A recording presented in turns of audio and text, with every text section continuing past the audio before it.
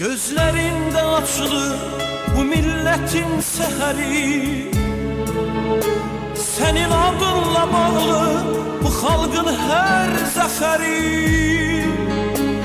Qədemin değen yerde sehralarda gül açır, Gülistana çevrilir yurdun kendi şehri.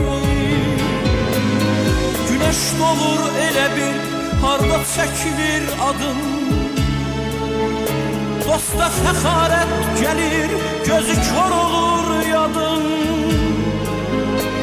Azerbaycan deyəndə seni düşünürük biz, azadlığı inamı xalqa sen bağışladın.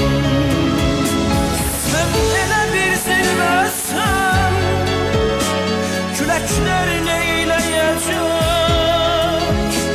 dünənim bugünümsən, səninlədir gələcək.